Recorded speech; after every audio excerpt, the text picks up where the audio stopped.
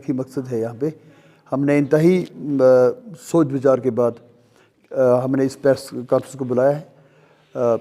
ताकि अरबाब इक़्तिदार तक हम कुछ मसाइल पहुँचाएँ, क्योंकि इसके बगैर मुझे कोई रास्ता नहीं लग रहा था कि मैं कैसे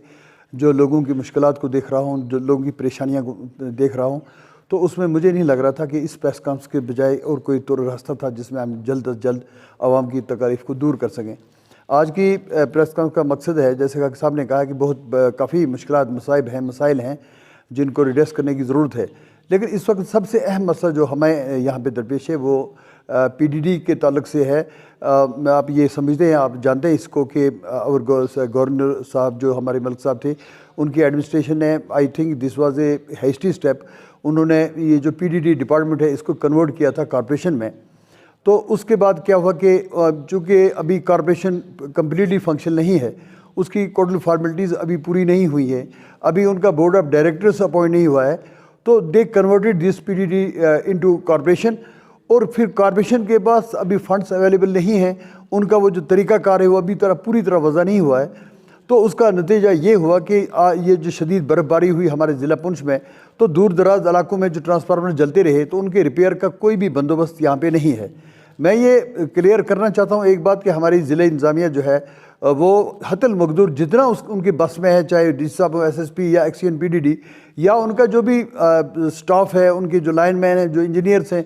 वो तो पूरी तनदीही से मेहनत से कोशिश कर रहे हैं कि लोगों को बिजली पहुंचाई जाए। लेकिन अगर उनके पास फंड्स नहीं है तो इसका कोई मसला नहीं हो सकता है। तो अब यहाँ पे डीसी साहब ने या बाकी लोगों ने ये सोचा था कि भाई इसमें फ़ंड्स कहाँ से अवेलेबल हों।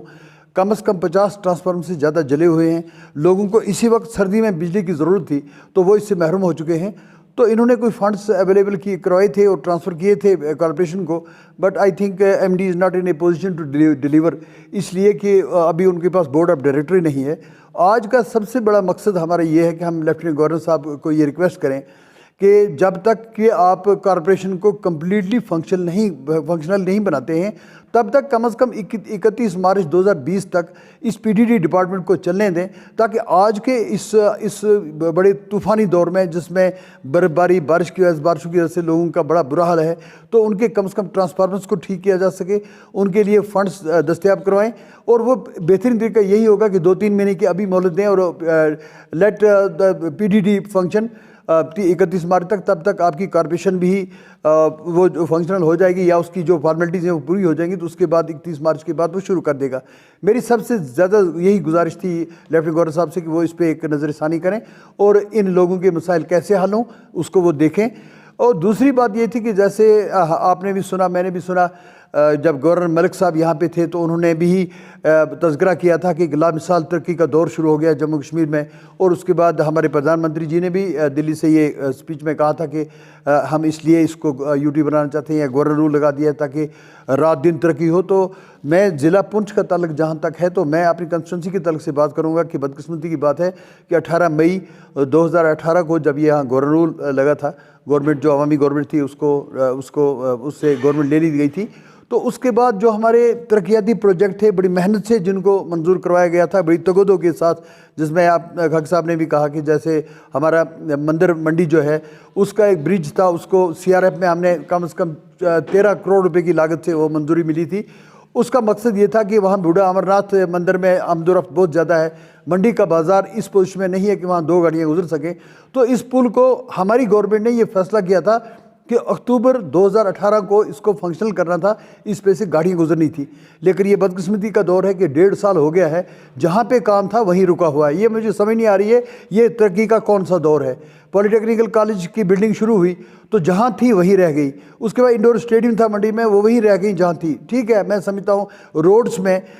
ठीक काम चल रहा है, जैसे जैसे हमने प्रोजेक्ट बनाए थे वो रोड्स चल रही हैं, या जब से पीडब्ल्यूडी को ये बैंकर्स का काम मिला है तो उसमें तेज़ी आई है। ये पीडब्ल्यूडी महकमे ने काबिल कदर काम करके दिखाया है, रात दिन वो मेहनत कर रहे हैं, बैंकर्स बन रहे हैं। मैं ज़िले इंतज़ामिया का ये कहना चाहूँगा कि जितनी उनके बस में है वो तो काम कर रहे हैं, लेकिन जो उनके बस में नहीं है उसके लिए हमने ये ज़रूरी समझा कि इस प्रेस कॉन्फ्रेंस के ज़रिए से हम लेफ्टिनेंट गवर्नर साहब को ये गुजारिश करें कि वो यहाँ पे ये ज़ाती तौर पर इसमें मुदाखलत करके ये फ़ंड्स का बंदोबस्त करें पीडीडी डिपार्टमेंट को, ताकि जो बिजली का सारा सत्यानाश हो चुका है, यहाँ पे तहस नहस हो चुका है। जगह जगह से जो कंप्लेंट्स मिल रही हैं, जैसे मुझे सावजियाँ से कंप्लेंट मिली, लोरन से मिली, चिखड़ी बंद से मिली, बहंज से मिली, कन्हैया से मिली, ये मैं यहाँ की बात, फिर सुनकोट में भी ऐसा हाल है, मेंढर में भी ऐसा ही हाल है। तो इसको कैसे जल्द से जल्द इसको ठीक किया जा सकता है, उसके लिए भी कोशिश करें, और लफ्ज़ों में नहीं प्रैक्टिकली करके दिखाएं कि वो डेवलपमेंट कहाँ पे है जिसका ख्वाब हमें दिखाया गया है। कैसे आप इसको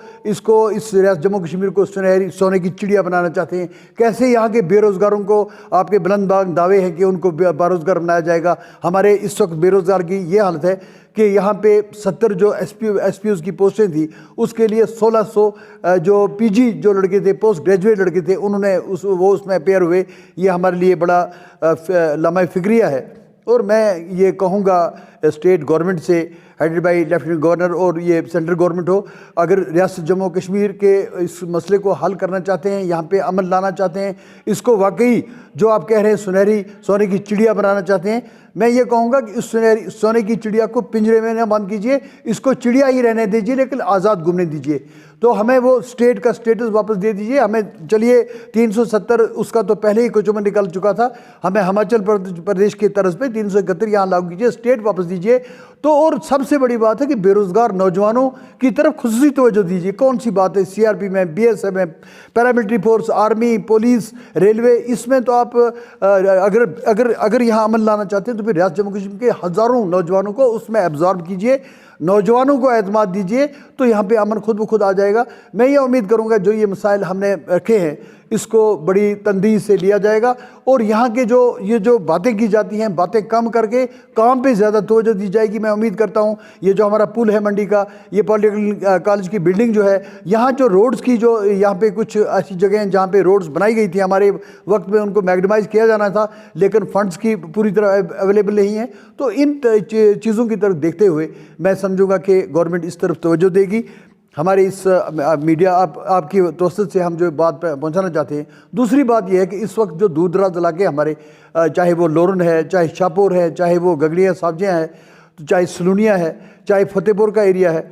तो चाहे खनेतर से सलोतरी तक का एरिया है, चाहे दूर दराज के जितने इलाके, वहाँ से मुझे अक्सर ये कॉल्स आ रही हैं कि कहीं पे फूड ग्रेन्स नहीं है, कहीं चावल नहीं है, कहीं आटा नहीं है, कहीं गैस नहीं है, कहीं मिट्टी का तेल नहीं है। आज ही तो एडमिनिस्ट्रेशन को आज ही तो इसका पूरा ख्याल रखना चाहिए कि इस बर्फबारी में, इस बारिश में कैसे लोगों के मसाइल को हल किया जा सकता है। वहाँ पे पहले स्टोर किया जाना चाहिए था। क्या बात है कि 1 महीने का बीपीएल में अनाज मिलता है, 2 महीने का गायब होता है। तो लोग जब हमारे पास आते हैं कि हमें 1 महीने का बीपीएल में राशन मिला, 2 महीने का नहीं मिला, इसको देखा जाइए ऐसा क्यों हो रहा है। यहाँ पे अगर रियासत में अनाज की कमी नहीं है तो पुंछ में ऐसा क्यों हो रहा है कि डिपो जगह जगह जहाँ पे खाली है उनको भरा जाए। और यहाँ पे और एक बात हुई थी कि आज से 4 साल पहले या 3 साल पहले कुछ लोगों ने फेयर प्राइस चाय शॉप के लिए सारी फॉर्मेलिटीज़ पूरी की थी। डायरेक्टर जो फूड सप्लाई थे उन्होंने ऑर्डर किया था इसको असिस्टेंट डायरेक्टर को कि उन फेयर प्राइस शॉप्स को फंक्शनल किया जाए। तो मैं कहूँगा कि यहाँ के प्रॉब्लम्स को दूर करने के लिए उन फेयर प्राइस शॉप्स को भी शुरू किया जाए, उन लड़कों को भी एडजस्ट किया जाए जो बेरोजगार हैं, पढ़े लिखते हैं और लिखे हैं और सारी फॉर्मेलिटीज़ उन्हें पूरी की है। मैं उम्मीद करता हूँ कि हमारे इस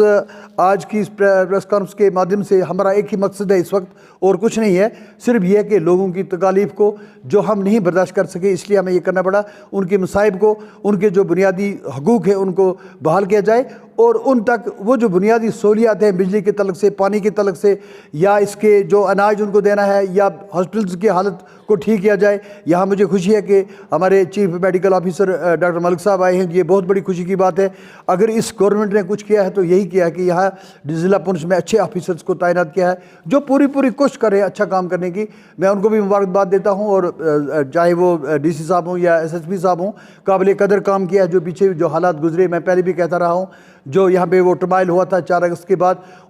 इसमें इस तदब्बर से उन्होंने लोगों के पास जाकर लोगों के जज्बात को उनको बैठकर उनसे बात की और उसका एक अच्छा रिजल्ट निकला कि सबसे ज़्यादा पुरअमन पुंछ रहा। मैं उम्मीद करता हूँ आगे भी वो इसी तरह से लोगों की बेहतरी के लिए काम करेंगे, जिसमें हमारा भरपूर ताउन उनके साथ रहेगा। बहुत बहुत शुक्रिया।